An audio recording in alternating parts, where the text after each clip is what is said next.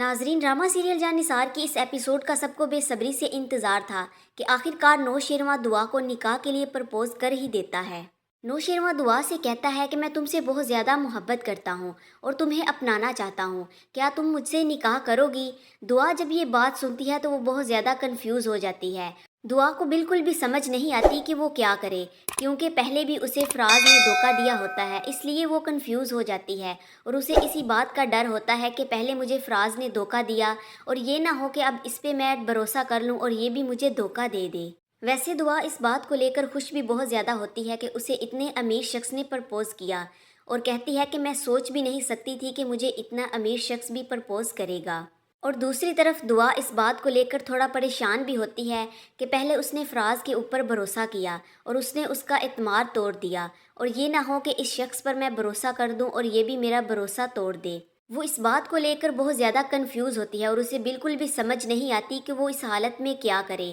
اور نوشیروان کو کیا جواب دے، جبکہ نوشیروان اسے بہت زیادہ سمجھانے کی کوشش کرتا ہے کہ میں تمہارا اعتماد نہیں توڑوں گا اور تمہیں میں اپنانا چاہتا ہوں۔ ناظرین، دوسری طرف رومی جو کہ دعا کو بہت زیادہ سمجھانے کی کوشش کرتی ہے، اور رومی دعا سے کہتی ہے کہ پارٹی میں تمہیں کسی نے پسند کر لیا ہے اور یہاں تک چلا آیا تمہارے لیے کہ وہ کون ہے۔ رومی دعا سے کہتی ہے کہ میں جاننا چاہتی ہوں کہ آخرکار وہ شخص کون ہے جو تمہارے پیچھے یہاں تک چلا آیا۔ رومی دعا سے کہتی ہے کہ کیا تم اسے جانتی ہو کہ وہ کون ہے، اور رومی دعا سے یہ بھی کہتی ہے کہ میں نہیں جانتی کہ میں نے اسے پہلے یہاں کبھی دیکھا ہے،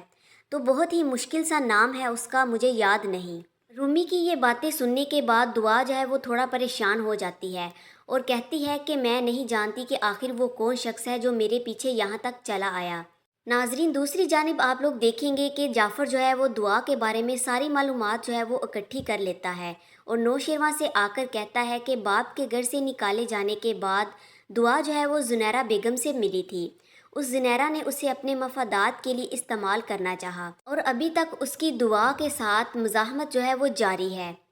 جعفر کی یہ بات سننے کے بعد نوشیروان کہتا ہے کہ میری زنیرہ بیگم کے ساتھ میری ملاقات طے کرو، میں اسے ملنا چاہتا ہوں اور اسے بات کرنا چاہتا ہوں۔ اس کے بعد نوشیروان جو ہے وہ زنیرہ بیگم سے ملاقات کرتا ہے اور زنیرہ بیگم اسے کہتی ہے کہ کیا تم اس لڑکی کو جانتے ہو جو تم پارٹی سے اس کا ہاتھ پکڑ کر وہاں سے لے گئے؟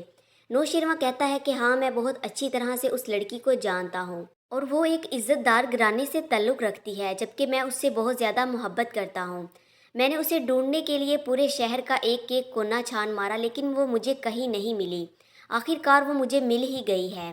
زنیرہ بیگم جب یہ بات سنتی ہے نوشیروان کی تو وہ اپنا فائدہ اٹھانے کے لیے کہ میں نے دعا کو بہت زیادہ بڑی رقم دے کر خریدا ہے، اس لیے میں تمہیں اسے اس طرح سے نہیں دے سکتی۔ نوشیروان اسے کہتا ہے کہ جو بھی تم مانگو گے میں تمہیں دینے کے لیے تیار ہوں، مجھے تمہاری یہ شرط منظور ہے۔ اس کے بعد نوشیروان جو ہے وہ دعا سے ملنے کے لیے ڈیٹ رکھتا ہے اور دعا سے ملنے کے لیے جاتا ہے۔ پہلے تو نوشیروان دعا سے پارٹی کے بارے میں بات کرتا ہے۔ جب دعا یہ بات سنتی ہے تو نوشیروان سے کہتی ہے کہ بہتر ہوگا کہ ہم دوبارہ اس ٹاپک پہ بات نہ کریں، کیونکہ ہر عورت بکاؤ نہیں ہوتی۔ آخرکار نوشیروان اسے پرپوز کر ہی دیتا ہے اور اسے کہتا ہے کہ میں تم سے بہت زیادہ محبت کرتا ہوں، کیا تم مجھ سے نکاح کرو گی؟ ناظرین، دوسری طرف کشمالہ جو ہے وہ بہت زیادہ پریشان ہوتی ہے۔ وہ جعفر سے کہتی ہے کہ میں نے تمہیں پہلے بھی کہا ہے کہ مجھے بتاؤ کہ آخر یہ دعا کون ہے۔ جعفر جب یہ بات سنتا ہے کشمالہ کی تو وہ کشمالہ سے کہتا ہے کہ آپ یہ کیا کہہ رہی ہیں،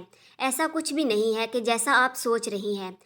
کشمالہ کہتی ہے کہ میں اچھی طرح سے جانتی ہوں کہ تم مجھ سے یہ چھپا رہے ہو، لیکن میں نے خود ان کے منہ سے دعا کا نام سنا تھا، تو تم مجھے سچ بتاؤ کہ آج کل وہ کہاں پر ہیں اور کیا کر رہے ہیں۔ یہاں پر جعفر جو ہے بہت ہی زیادہ پریشان ہو جاتا ہے، وہ کچھ کشمالہ کو نہیں بتانا چاہتا، لیکن کشمالہ اسے صاف صاف کہہ دیتی ہے کہ تم نہیں جانتے کہ میں کیا کر سکتی ہوں، تمہارے اپنی نوکری کا سوال ہے، میں تمہیں نکلوا بھی سکتی ہوں۔ جعفر یہ بات سن کر یہاں پر بہت ہی زیادہ پریشان ہے، لیکن وہ جانتا ہے کہ کشمالہ چاہ کر بھی ایسا نہیں کر سکتی، کیونکہ نوشیروان جب تک نہ چاہے جعفر کو کوئی بھی نوکری سے نہیں نکلوا سکتا۔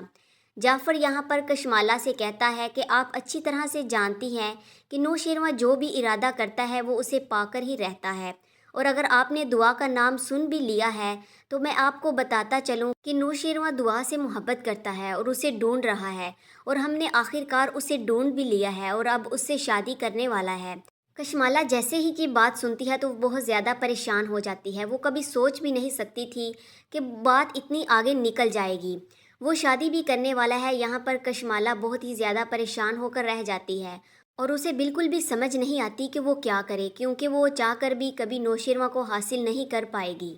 ناظرین، دوسری طرف نوشیروان جو کہ دعا کو وہاں سے لے تو آئے گا، لیکن وہ دعا کو ایک الگ گھر میں رکھے گا اور اسے کہے گا کہ آج کے بعد تم یہاں پر رہو گی اور تمہیں یہاں پر ہر سہولت ملے گی۔ اگر کبھی کوئی مصیبت بھی آ جائے تو مجھے کال کرنا۔ دعا کہتی ہے کہ اتنا احسان کیوں کر رہے ہو مجھ پر، اور میرا آپ سے کوئی رشتہ نہیں ہے، اور ویسے بھی میں آپ سے الٹا لڑ پڑی تھی جب